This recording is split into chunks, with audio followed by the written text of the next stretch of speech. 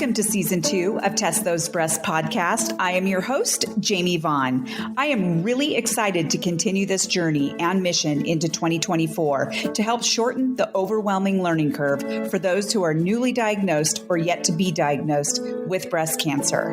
It has been such an honor and a privilege to be able to connect and interview many survivors, thrivers, caregivers, oncologists, surgeons, nurses, therapists, advocates, and more in order to provide much needed holistic guidance for our breast cancer community. Breast cancer has become such an epidemic, so the more empowered we are, the better. By listening, rating, reviewing, and sharing this podcast, it truly does help bring in more listeners from all over the world. I appreciate your help in spreading this knowledge. My episodes are released weekly on Apple, Spotify, and other platforms. Now let's listen to this next episode of Test Those Breasts. Today, I am so thrilled to have my new friend, Dee Cloud, on my show. Dee is a two-time breast cancer survivor, a wife, mother of two, and breast cancer recovery strategist powerhouse. Dee has made it her life's mission to support, coach, and help breast cancer survivors to live a fulfilling life free of fear and trauma that breast cancer has caused, and instead provide survivors with the tools to help them find their true meaning, purpose, and happiness. Dee promotes living a healthy, balanced, cancer-fighting lifestyle and strongly believes that every breast cancer survivor has it in them to live an even better life after surviving breast cancer so they can make the rest of their lives the best of their lives. Dee is also an international transformational speaker, author, and coach.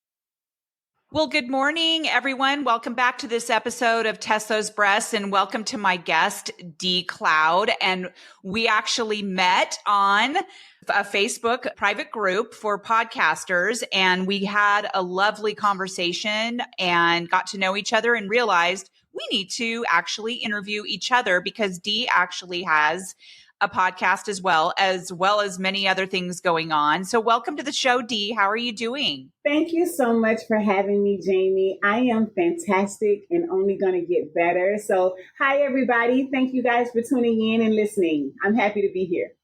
You know, I was just thinking after we got off our conversation from before, I thought that Dee, she's awfully gorgeous, beautiful. You have a wonderful aura to you. And you can tell that you are a wonderful human being after I had the conversation with you. And I love the fact that you and I are on a mission to support breast cancer patients and even educate people before they even get breast cancer. You've got a book, you're a speaker, you're all the things. And you are just someone I gravitate to just because I learn a lot from you, and hopefully we can all learn from each other to help this sisterhood that we never asked to be part of, but we just are, right? You are a two-time breast cancer survivor, and that's a big deal. But I want to kind of walk back a little bit before your breast cancer diagnosis, both of them. And if you can just let our audience know, share who Dee Cloud was before breast cancer. Oh, I love that question, Jamie. I think I shared that with you before we got on. Who I was before breast cancer was scared. I was a scared individual who was afraid to live as my authentic self. I was a people pleaser who wanted to make sure that everyone else around me was well and happy. I was too worried about what society would have to say about me, right? So I was a mom, I was a wife, I was a legal assistant. Of all those things, I was a people pleaser. I remember when you told me that when we had our original conversation, and that really struck a chord with me. I've always been a people pleaser. I've always wanted to help everyone. I've always wanted to, help them through their problems or just do the right thing. I was always wanting to make sure that my parents were proud of me. I wanted to make sure that I was sort of in the group, Yes. and being part of them. Yeah. You and I have a lot of parallels, and I think that's why we connected so well. So I'm going to ask you later who Dee Cloud is now, but I would love to know, and I would love for you to share with our audience what your first diagnosis was like, what happened, What were you feeling at the time? And what were your treatments like? So I was diagnosed in 2005 for the first time with stage 2 inductal carcinoma. And I never saw it as a death sentence for myself, right? I saw it more as a speed bump. And as a matter of fact, I remember telling my care team, like, okay, y'all hurry up and do what y'all need to do because I have things to do. You know? And so my treatment plan was I went through chemotherapy, a lumpectomy, and then 12 rounds of radiation. I remember thinking during my first chemotherapy with, I think it was Taxol, if I'm not mistaken. It was 2005. Give me some grace. But I remember thinking, oh, this is easy. This is nothing, right? Because nothing was happening to me other than I was losing my hair, which was not a big deal to me because I was already suffering from alopecia. So my hair was already leaving by the time I was diagnosed with breast cancer. I was already wearing wigs, so that was not a big deal to me. My biggest concern was my kids and how they would handle it. I had a 14-year-old and a 5-year-old at the time.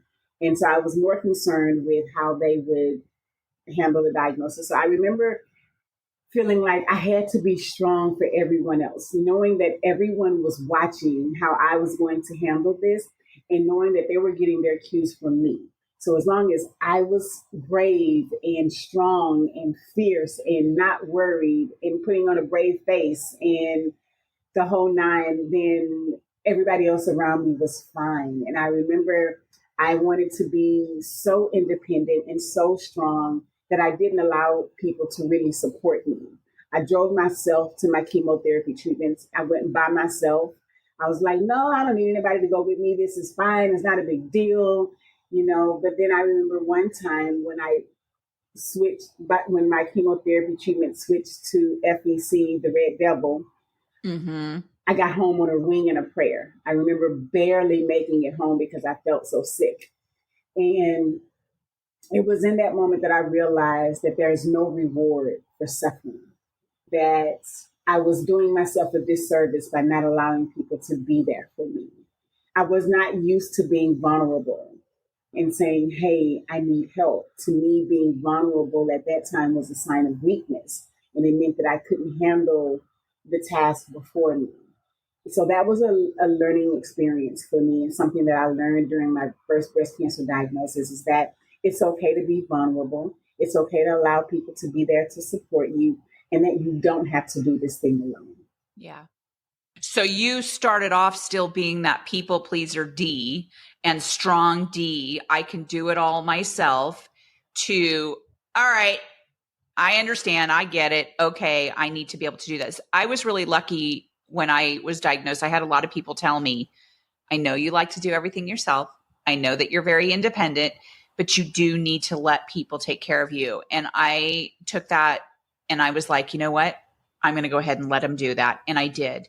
And I will say that that was the best thing I could have done because I had a tribe of women. My husband was a wonderful caregiver, but they all came over and they put a healing room for me together, decorated it really nicely. One of my friends brought me a little mini refrigerator to put in there, a little coffee maker and a humidifier and a fan. And my husband put up a fan, painted the room, put new shades in, a TV, just for those times where I needed to go in there, just be, especially after the treatments, right? I love that. So I love the fact that you finally realized after the Red Devil, I mean, all of it's just, why did they even name it that? But I mean, I guess I know, but yeah.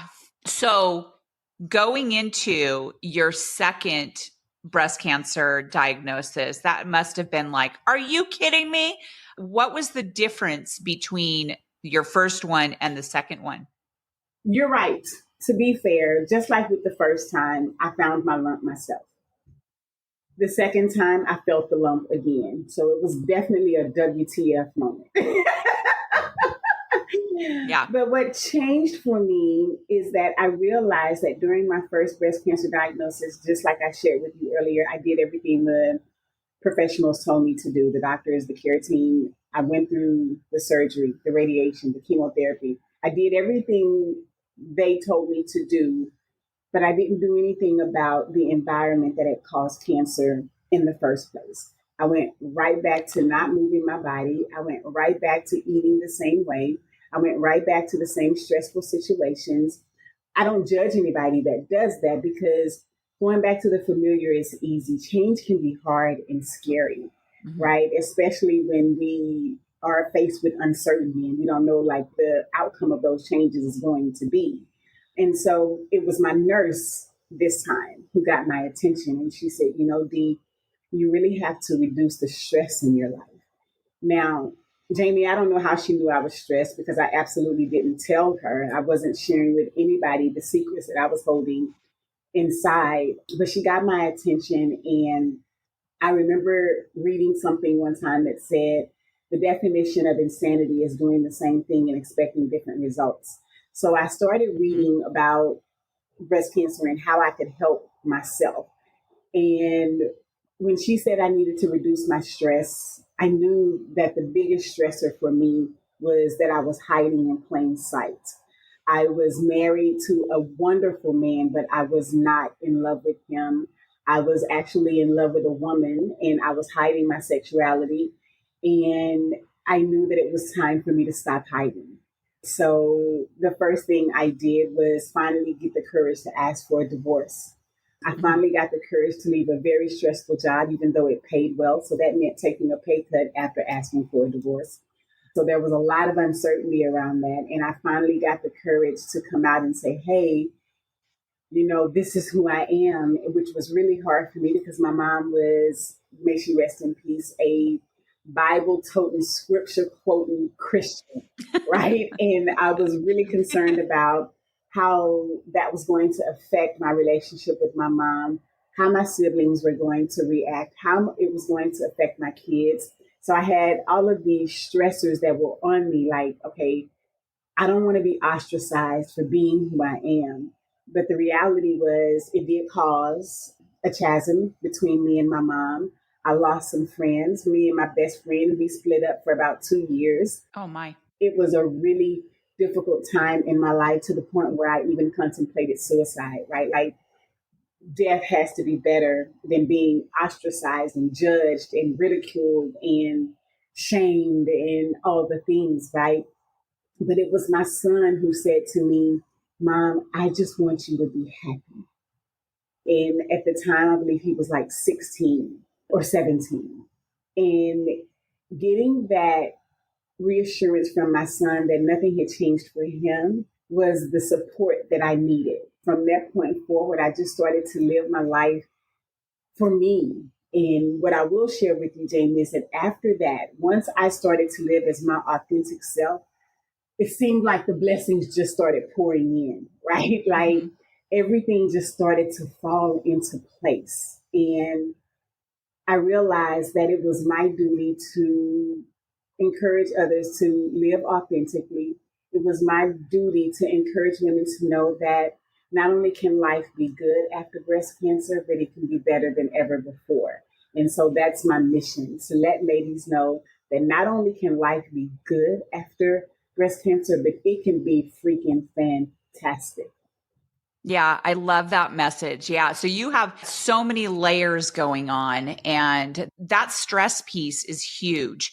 I know that I was pretty stressed before I got breast cancer, and I'm very mindful about what I do now and who I spend my time with and decisions that I make and things like that.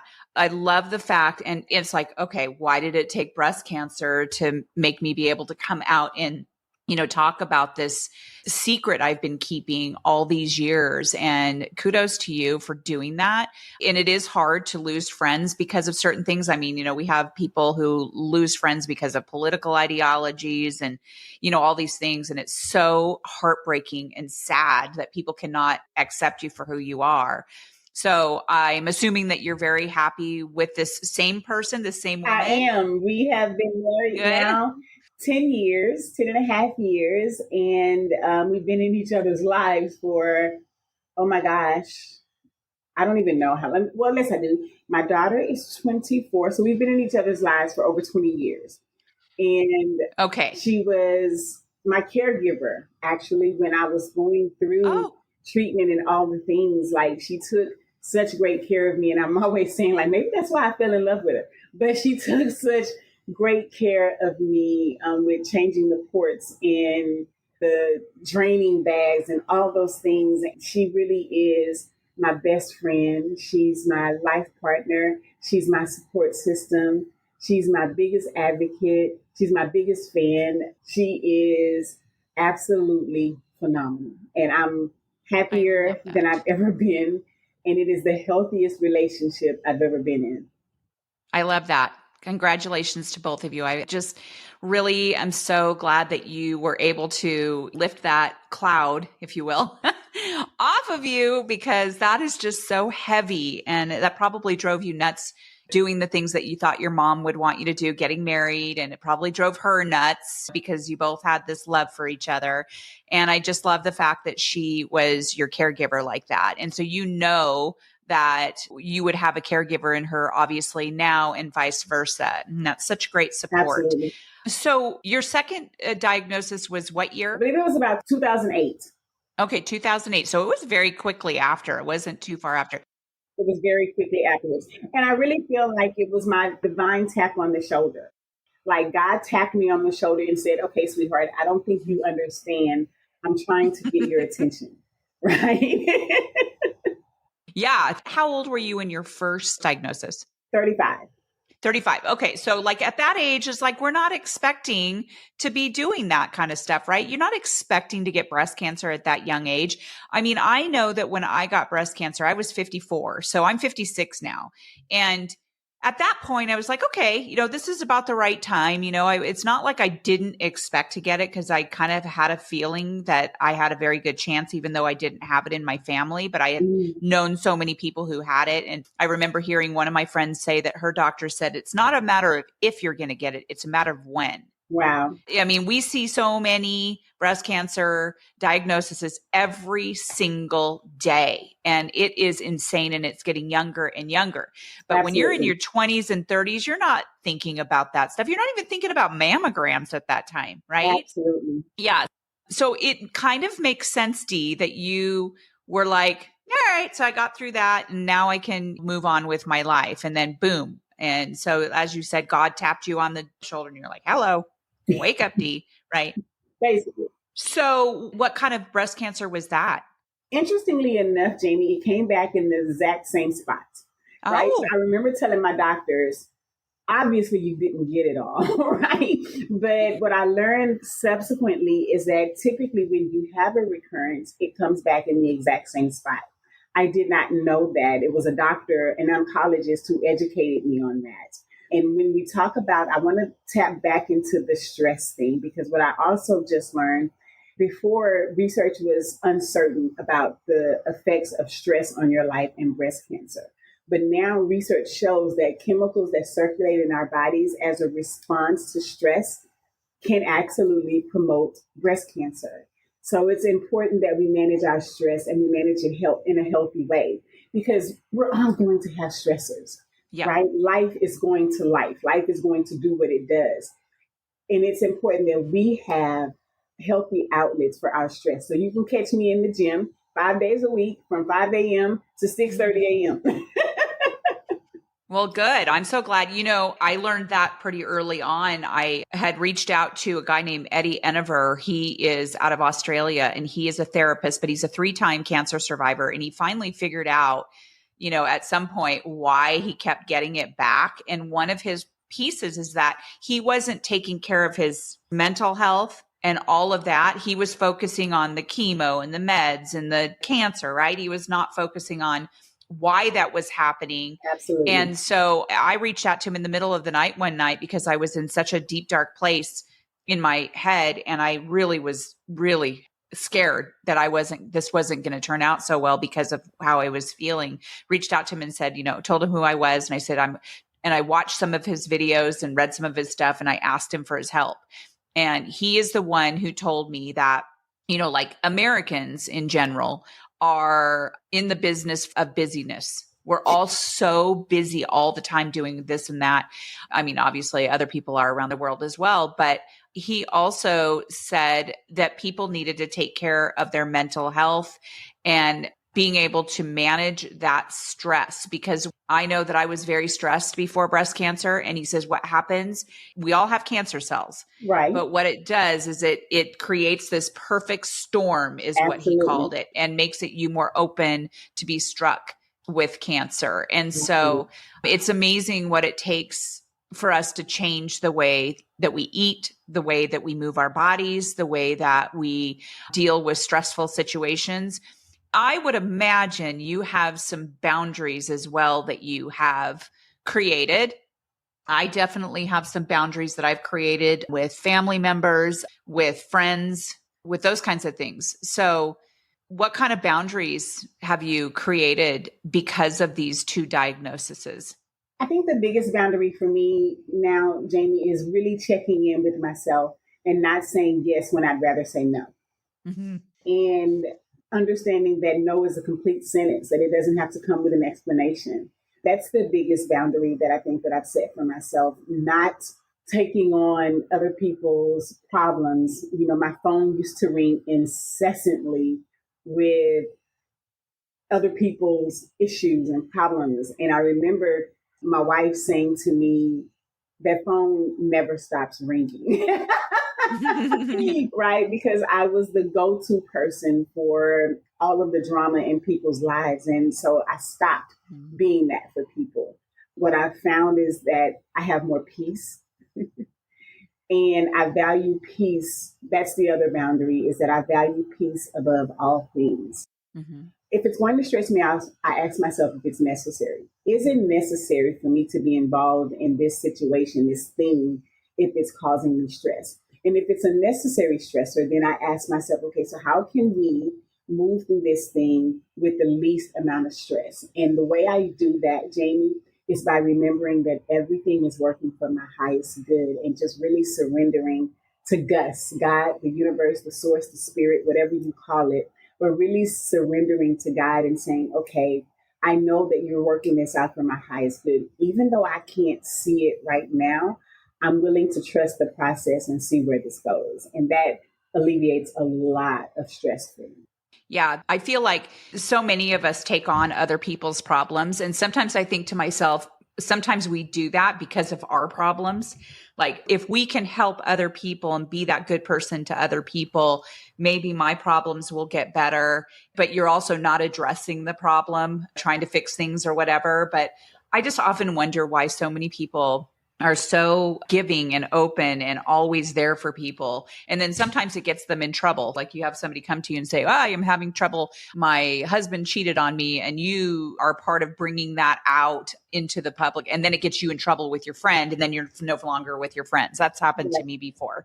Mm. So I'm really careful about how I'm helping people, by what I'm saying, because somebody might come to you with needing help, but they don't like your answer. They don't like the way that you're necessarily giving advice or whatever. So that's one of my boundaries, is I try not to do that anymore. I try not to give advice anymore. I don't give advice. As a matter of fact, one of my friends tease me because my number one question, if I am consulted on something, is the first thing I say is, do you want to know what I think? Yeah. Because what I realized is that a lot of times I was giving unsolicited advice, right? Yes. And now I don't give advice. What I do is I just get inquisitive and I start asking questions, and I start getting them to come up with their own answers and their own advice. That's one of the perks of being a breast cancer recovery strategist, is that I've learned to get curious and allow people to come up with their own answers. Yeah, I like that. I was a teacher before breast cancer, and that's sort of a strategy I used in the classroom. I didn't like, you do this, or you should do this, or you should do that, or blah, blah. I would start asking questions and they would come up with their own answers too. That's such a great strategy. I love it. Okay, so what were your treatments like with that second one? With the second one, we just did a unilateral mastectomy. Okay. I was offered tamoxifen for 5 years. And my first question was, is this going to guarantee that the cancer doesn't return? And I remember my care team saying there are no guarantees. And so when I looked at the side effects of tamoxifen and knew that I didn't have any guarantees, I declined. I got judged for that. But, I believe that self advocacy is really important. This is my body, my choice. And so I made the choice to not go on a medication for 5 years. And I am now 16 years in remission. So I think it was a great choice for me. And I think that what's important for anybody on this journey to understand is that you do have choices. And it's important to get still and consult with Gus, God, universe, source, spirit, and figure out what the best plan for you is. And don't ever get tired of asking your care team questions. Even if that question is just a simple why. If they tell you to do something, the question is just why, right? Get them to explain to you the course of action that they're taking. And I know for me, when I asked why for the tamoxifen, and they were like, well, it will reduce the risk. Well, here I was already on my second bout with breast cancer, and you're telling me it's going to reduce the risk, but there are no guarantees that it's going to reduce the risk. So it just didn't sound like a good option for me. So I declined.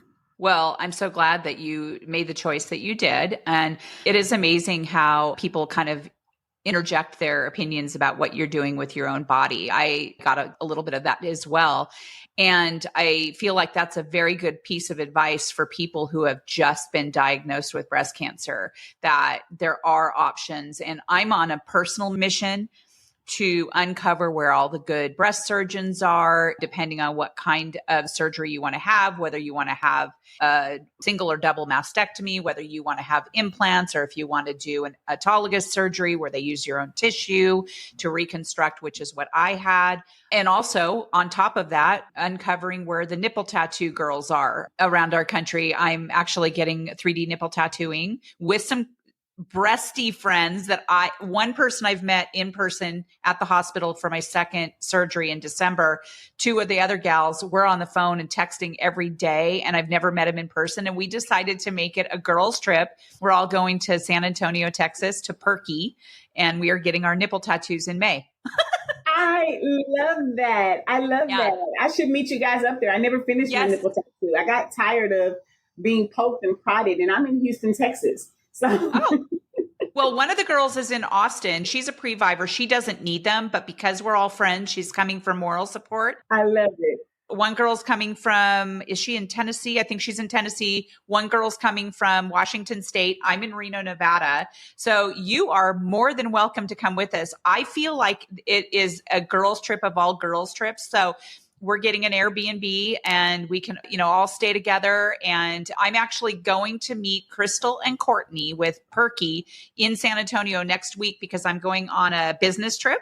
Mm-hmm. It's like a training that I'm going on. I'm a public board member here in Nevada for social workers.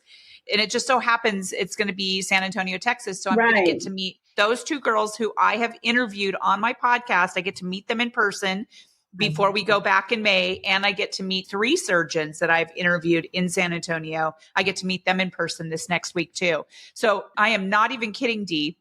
You are super, super invited. Okay. Oh, thank you. Now, what's the date? Well, we'll talk about that later, the dates and whatnot. Yeah, it's in May. I'll send you the dates. We didn't want to go there when it was too hot. Right. Anyway, and I just want to congratulate you for number 1, getting through both breast cancers. And the second time around clearly was the tipping point of you saying, all right, I'm making my own decisions. I'm going to rock everybody's world with this news that I've been hiding. And now you are 10 years down the road as far as being together. I'm not sure if you were married right then, but for just making those decisions. Those are not easy decisions to make. And I know this because I have friends who have also done very similar things, and even being a teacher of middle school and high school kids who are struggling with that secret and dealing with their parents and their friends and all the things. So I'm just super in awe of you, and you look like you're happy. You look healthy, happy, beautiful. I love everything about the journey that you've gone through.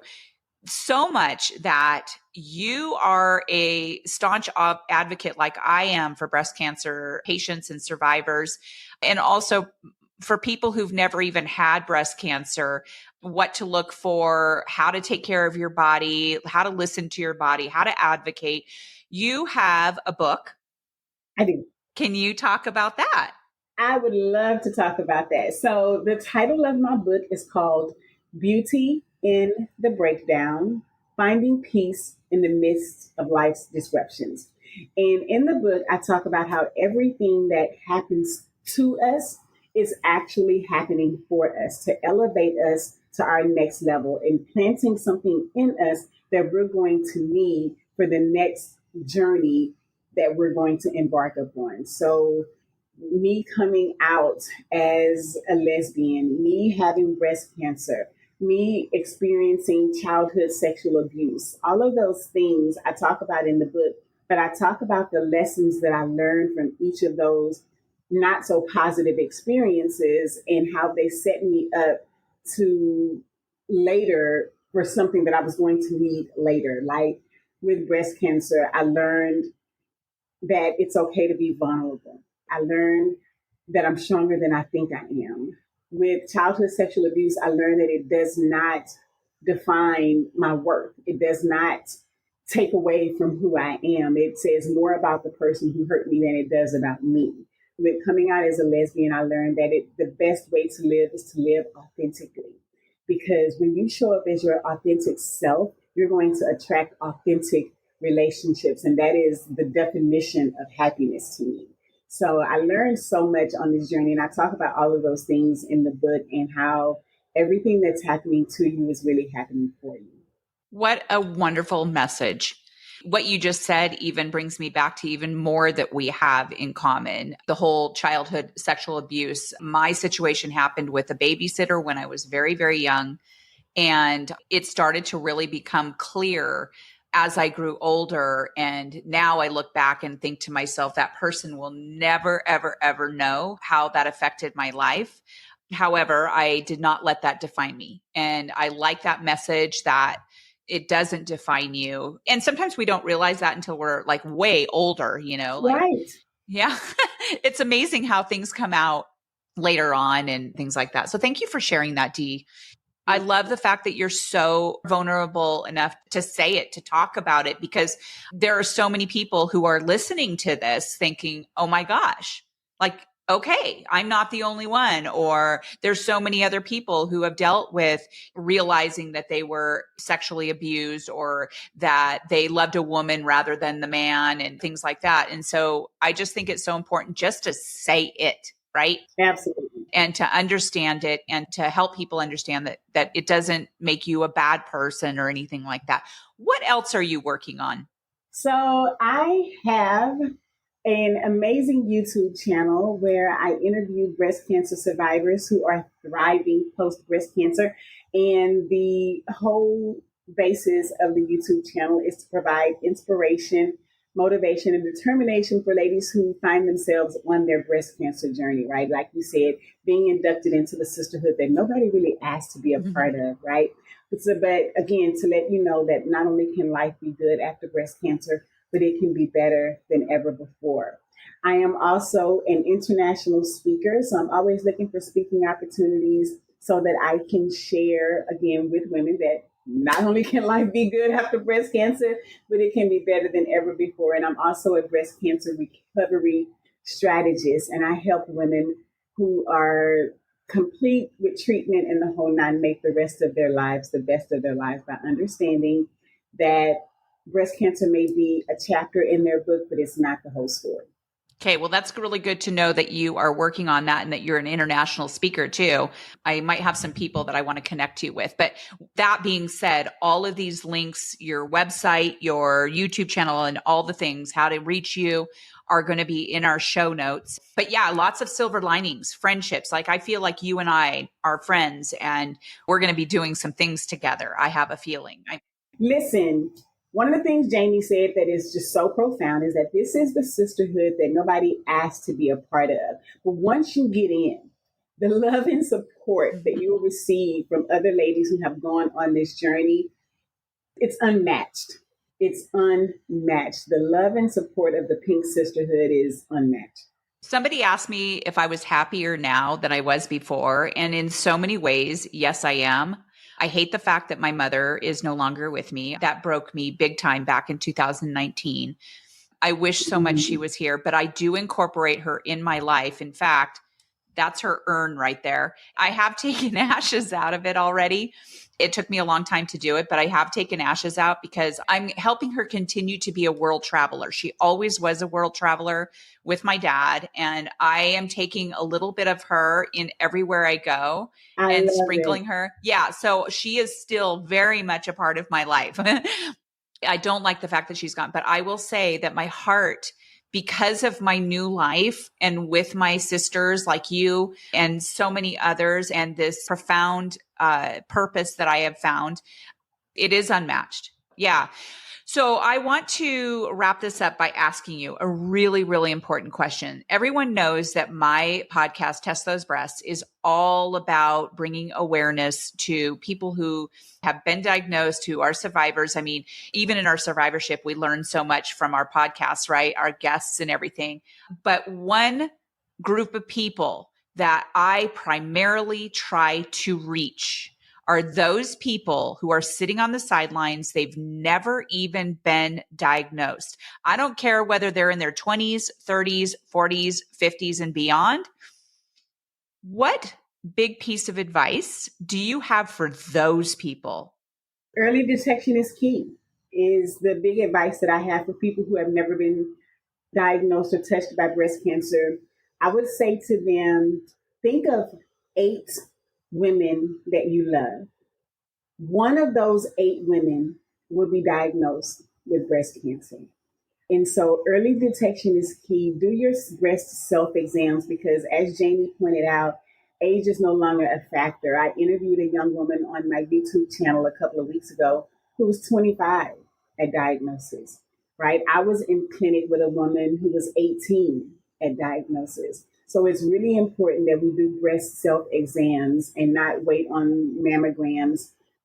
I would also say that if you have dense breast tissue, that it's important to be an advocate for yourself and ask for additional testing beyond the mammogram, because with dense breast tissue, it's harder to find the tumor. Yeah. Yeah. So that would be my advice. And then to live authentically, really lean into what it takes for your own happiness and to stop living for the happiness of others. Because when you step into living for your own happiness, that really is where life begins. That just made my heart happy when you just said that. And I appreciate your talking about extra screening for people who have dense breasts. I started asking for extra screening when I found out I had dense breast tissue. And we need to remember that younger women have dense breast tissue. And as we grow older, it becomes less dense so they can see it. There is a really good Instagram, this doctor who got breast cancer, and she did an analogy. She had a cup of like some clear cream type milk or something and a cup of coffee. And she took a white, like, I don't know, marshmallow or something like that and stuck it into the coffee, and you can see the actual white marshmallow or whatever it was. She was trying to say, when you don't have dense breast tissue, it's easier to see with a mammogram. With the milky stuff, you can't see it as well because that's what dense breast tissue looks like. It's like finding a snowflake in a snowstorm. Absolutely. And so asking for that ultrasound along with your mammogram. I literally just told a friend when we met, she said, I just had my mammogram. It came out okay. She says, I do have dense breast tissue. And I said, you need to go back and you need to ask them for an ultrasound. And what did she do? She did it. So yesterday she had her ultrasound. I haven't heard anything back from her, but she wanted to do it for peace of mind. And that's such great advice. Well, Dee, this has been such an amazing conversation. I just feel so lucky to know you. By the way, where are you? I'm in Houston, Texas. Oh, that's right. You did say that. Oh, duh. Sometimes I forget things, when you get older, sometimes. Houston, Texas, and you are going to be hopefully maybe coming with us to San Antonio. That would be just so much fun. I really hope that I have room in my schedule to join you ladies, because that would be fun to be together with some Pink Sisters, to do something so fun and really get to connect on something positive and fun would be amazing. Yes, for sure. I'll send you the dates. Well, I really appreciate your being here, and I will be in touch with you. Is there anything you would like to leave us with before we wrap up? Oh, I would like to leave any listeners with the time is now.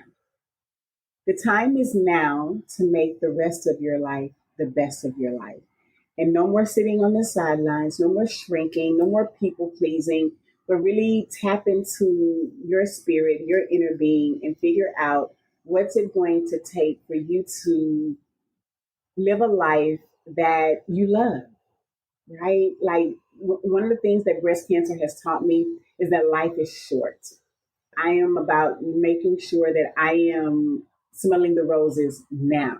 I do things that I enjoy. I got in touch with my core. Get in touch with your core values. That's also one of the things that I want to add. Like for me, mine are family, fun, finances, and freedom. So I have created a life designed around those things to make sure that I'm living a life that I love. Yeah, well, good. I'm glad I connected with you too, because that's what I do as well. My husband and I just even spent some money redecorating our whole entire master bedroom, and we're doing our bathroom and everything. It's like, why not do it right now? I mean, we're retired. Let's do it right now, because nothing guarantees that we're going to be here tomorrow, right? Absolutely. Absolutely. Well, awesome. All right, Dee. Well, thank you very much. And to my audience, I really appreciate your joining us again on this episode of Test Those Breasts. And we will see you next time. And bye for now. Bye. Friends, thank you so much for listening to this episode of Test Those Breasts. I hope you got some great, much needed information that will help you with your journey. As always, I am open to guests to add value to my show, and I'm also open to being a guest on other podcasts where I can add value. So please reach out if you'd like to collaborate. My contact information is in the show notes. And as a reminder, rating, reviewing, and sharing this podcast will truly help build a bigger audience all over the world. I thank you for your efforts. I look forward to sharing my next episode of Test Those Breasts.